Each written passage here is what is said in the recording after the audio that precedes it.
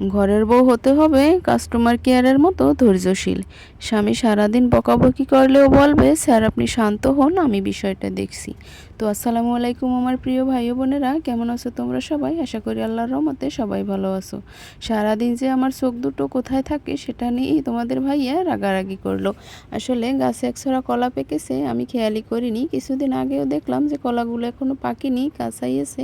কিন্তু দেখো আজকে সকাল সকাল ঘুম থেকে উঠেই আমি দেখতে পাচ্ছি যে কলাগুলো পেকে দেখো মাটিতে পড়ে আছে। তাই শুনে তোমাদের ভাইয়া তখন ডাকাডাকি। দেখো কলার যে কত দাম, আসলে এক একটা কলা প্রতিটা পিস নেয় আসলে আমাদের বাজারে 15 টাকা, তো সাইজ বুঝে দাম নেয়। আর সেই কলাগুলো আমার কারণে এরকমের হবে সেটা আমি কখনো ভাবতে পারি না। আমি কিন্তু মাঝে মাঝে এসে দেখে যাই যে কলাগুলোর কী অবস্থা, কারণ আমাদের এদিকেও অনেক পাখিতে খেয়ে ফেলে। যে কোনো কলাই আসলে যদি পাকে গাছ থেকেই তারা কখন যে তারা আসলে সজাগ হয় আমি জানি না, আর কিভাবে যে তারা আলাপ পায় সেটাও জানি না। দেখো কলাগুলো কিন্তু পেকে তারপর কিন্তু মাটিতে পড়ে আছে সবগুলা, মানে সব কলাগুলোই কিন্তু একদম পেকে গেছে। তো আমি সকালবেলা উঠেছি মুরগির ঘর থেকে মুরগিগুলোকে বের করার জন্য, আর এসে দেখি এরকমের কলাগুলো পেকে গেছে। তাই তোমাদের আবার একটু দেখিয়ে দিলাম যে আমার যে মুরগির ঘর আছে তার পেছনে, তার পাশে একটা লাকড়ির ঘর, তো তার পিছনে এই কলার ছড়াটা হয়েছে। তো আমি মাঝে মাঝে এসে দেখি আসলে কালকে যে এভাবে পেকে যাবে, মানে মনে হয় যে রোদের অনেক তাপ তার জন্য। তো আমি কাছ থেকেই তোমাদের একটু দেখিয়ে দিলাম। দেখো সব কলাগুলো একদম পেকে টইটুম্বুর হয়ে গেছে, একদম ফেটে গেছে, এতটা পেকে গেছে। আসলে নিচেও কিন্তু অনেকটা কলা পড়ে গেছে অনেকগুলো। এখন যে আমি একা একা কাটবো সেটা তো কাটা সম্ভব না, কারণ যদি আমি একা না ধরে কাটি তাহলে কিন্তু আমি আসলে কলাগুলো আমার থেকে গাছটা একটু বড় হবে, তেমনও বড় না, কিন্তু আমি একা কাটলে সব কলাগুলো ঝুরঝুর করে নিচে পড়ে যাবে। তাই ভাবলাম যে তোমাদের ভাইয়াকে ডেকে আনি, আর আমি তো তোমাদের গাছটাও একটু দেখিয়ে দিলাম যে একদম চিকন একটা গাছ। আমি নিজেই কাটতে পারতাম কিন্তু আমি কাটবো না, কারণ আমি যদি কাটতে যাই তাহলে এক হাত দিয়ে আমি কলার ছড়িটা ধরবো না কলার মানে ছড়াটা কাটবো সেটাই বুঝতে পারছি না। দেখো আসলে প্রাকৃতিক যে একটা সৌন্দর্য সেটা আসলে এভাবেই ফুটে ওঠে। কতটা সুন্দরভাবে যে কলাগুলো পেকে আছে, দেখো পাখিতেও খেয়ে ফেলেছে। আর দেখো একদম নিচেও কিন্তু কতগুলো পড়ে আছে। আমার হাতে যেটা দেখতে পেয়েছো সেটা কিন্তু যমজ কলা। আর আমাদের গাছে সবসময় যত কলাই হোক না কেন সবসময় এরকমের 2-3টা 4টা 5টা কিন্তু মিলিয়ে তারপর কিন্তু এরকমের যমজ কলা হয়।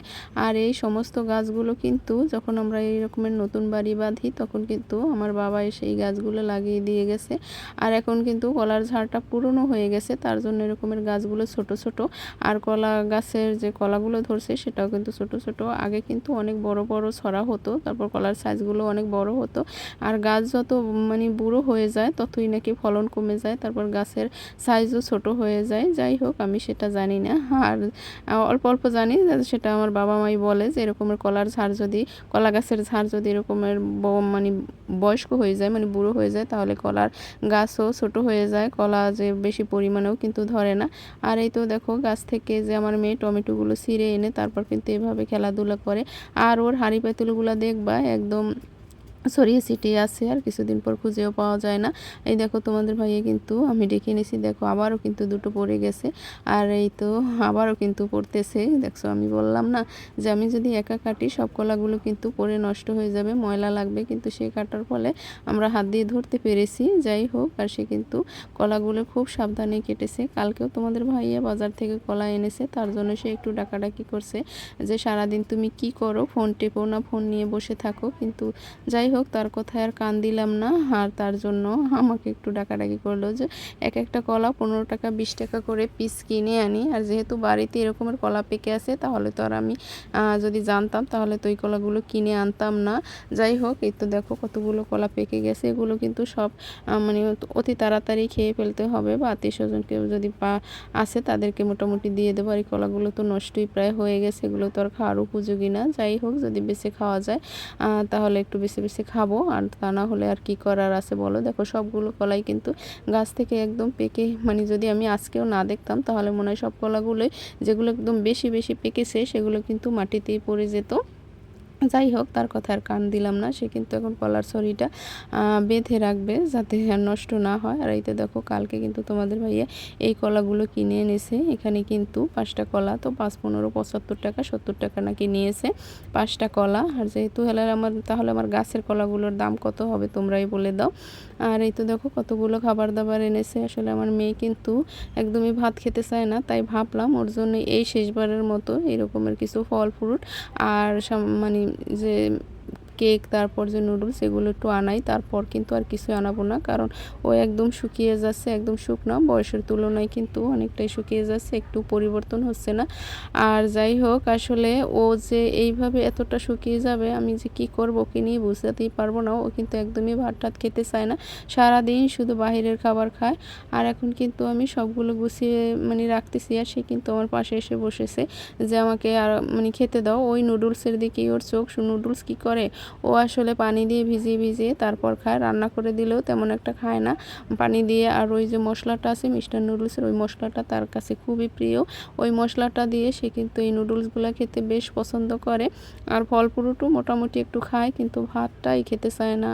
আর ভাত যদি না খায় এই বয়সে, তাহলে শরীর স্বাস্থ্য কীভাবে ভালো থাকবে? মাঝে মাঝে অনেকটা অসুস্থ হয়ে যায়, শরীর সবসময় বলে যে ভালো লাগছে না, এখানে ওখানে শুয়ে থাকে। অনেক ভিটামিনই খাওয়াইছি, মানে যে ভাবছিলাম যে ঈদ যখন চলে গেছে, তো একদিন ভালো একজন ডাক্তারের কাছে নিয়ে যাব, দেখি ওর কী হয়েছে।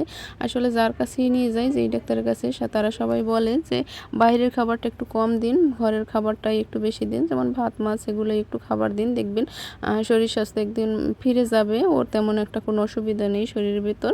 তার জন্য তো এখানে আমাদের আবার কোনো আত্মীয় স্বজন আসবে, যেহেতু চলে গেছে, তাই এগুলো আবার বাজারঘাট নিয়ে এসেছে। আসলে বাজারের যে এত এত দাম, তাই যতটুকু পেরেছি ততটুকুই আনা হয়েছে। আর যেহেতু আমরা মধ্যবিত্ত মানুষ, আর এই যে হাঁসের ডিমগুলো কিন্তু প্রতিদিনই আমার বাসায় প্রয়োজন, মানে আমার প্রেশারটা সবসময় লো থাকে, প্রতিদিন চেষ্টা করি একটা দুটো ডিম খাওয়ার, কিন্তু আমার আবার তেমন ডিম খাওয়ার মানে অভ্যাস নেই, তেমন একটা ভালো লাগে না, কিন্তু না চাইতেও জোর করে একটা দুটো ডিম খেতেই হয়। তা না হলে মনে করো আমার অবস্থা খুব খারাপ হয়ে যায়, একদম প্রেশার লো তো লোই, তারপরও অনেকটা খারাপ হয়ে যায়। আর যেহেতু ডিম খাওয়া লাগে, তাই ভাবলাম যে ডিমও আনাই। এক একটা ডিম 20 টাকা পিস নেয়। আর এখানে আবার মেয়ের জন্য এনেছি যে ফার্মের যে ডিমগুলো আছে সেগুলো নিয়ে এসেছি। ও কিন্তু কোনোটাই খেতে চায় না, কিন্তু জোর করে আর কতক্ষণ।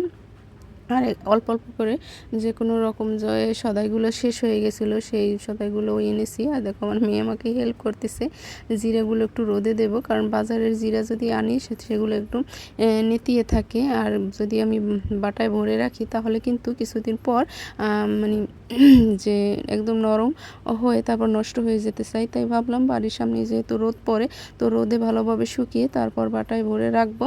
আর কিছুটা জিরা আবার যে বেটে তারপর কিন্তু ফ্রিজে রাখবো।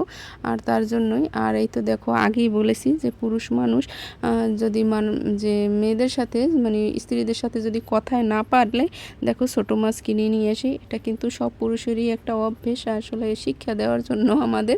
তো কী আর করা, আমি আবার বেছে বেছে এখান থেকে বড় মাছগুলো নেব, আর যে বাদবাকিগুলো কী আর করা, ফেলেও তো দেওয়া যায় না বলো, টাকার জিনিস, এগুলো তো আর নিজেরা ধরে আনি না।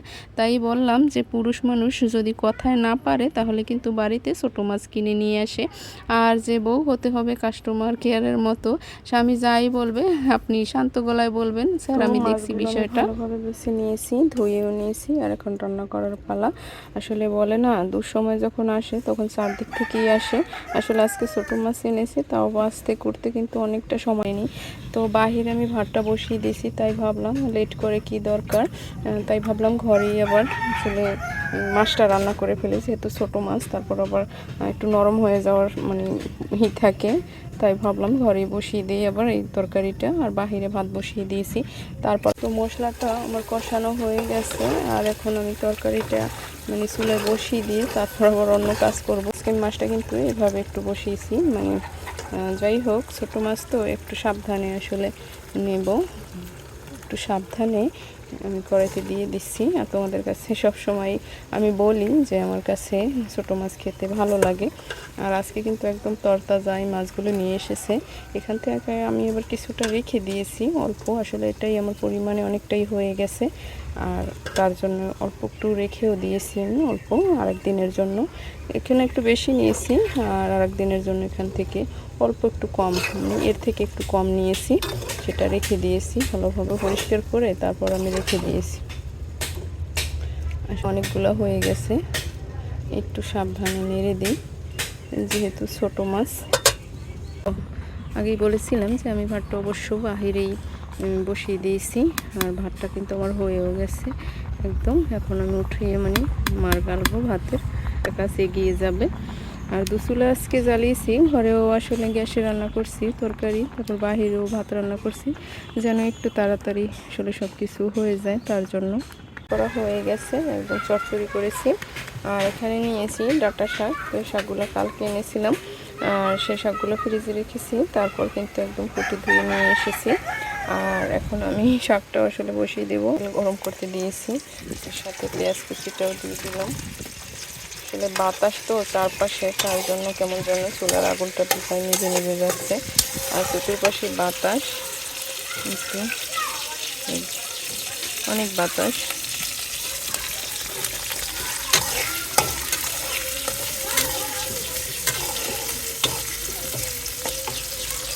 তো পেঁয়াজের সাথে ভালোভাবে আমি চিংড়িগুলো ভেজে নিয়েছি যাতে কোনো রকমের একটু গন্ধ না আসে। তো মশলাটা কিন্তু আমার ভালোভাবে কষানো হয়ে গেছে, আর এখন কিন্তু আমি এই শাকগুলো দিয়ে দেব। আর এই শাকগুলো কিন্তু নতুন নতুন উঠেছে আমাদের এলাকায়, আগে উঠেছে আমি কিন্তু জানি না, আর কালকে আসলে নিয়ে আসলাম এই শাকগুলো। আর শাকগুলো খেতে বরাবরই ভালো লাগে, একদম অল্প হয়ে যায়।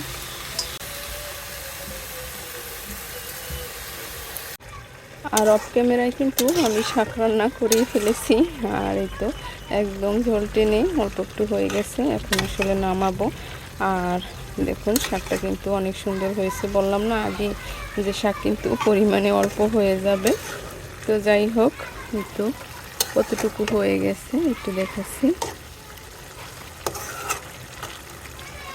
এখন আমি গ্যাসের চুলাটা অফ করে দেব। আর আমি কিন্তু রান্না করার পর বরাবরই এরকমের ছোট ছোট কড়াইতে ঢেলে নেই, আর যে কালির কড়াইগুলো আছে সেগুলো কিন্তু আলাদাভাবে রেখে দিই, সেগুলো আবার সাথে সাথে ধুয়ে ফেলি, অন্যত রেখে দিই সকালের জন্য। সকালে আসলে যে মেয়েটা আমাকে সাহায্য করে সে এসে আবার ধুয়ে দিয়ে যায়, আর কালির কড়াই আমি সহজে আমার আলমারির মধ্যে ঢুকাই না।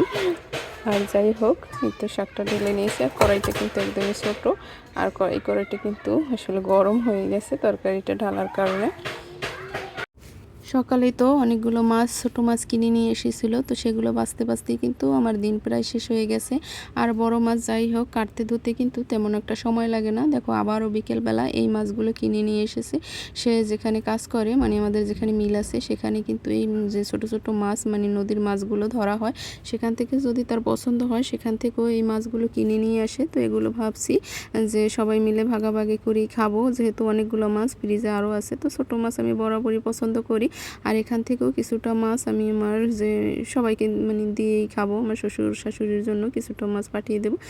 আর ভাবলাম নিজেরা এতগুলো মাছ খেতে পারবো না, তার জন্য তো এই মাছগুলো নাকি 1000 টাকায় নিয়ে এসেছে। তো এখানে আরও কিছু ইলিশ মাছও আছে, আর সেগুলো কিন্তু একদম তরতাজা। তো মাছগুলোতে একটু সামান্য পানি দিয়ে তারপর কিন্তু আমি একটু ধুয়ে ফ্রিজে রাখবো। তো ভিডিওটি তোমাদের কাছে কেমন লাগে, আমার ভিডিও অবশ্যই কিন্তু কমেন্ট করে জানাবে। আর যদি একটু হলেও ভালো লেগে থাকে অবশ্যই লাইক কমেন্ট শেয়ার করতে ভুলবে না। সবসময় পাশে থাকবে, ভালোবাসবে, আর আমি তোমাদের অসম্ভব ভালোবাসি, দোয়াও করি। তো আজকে পর্যন্তই, আল্লাহ হাফেজ।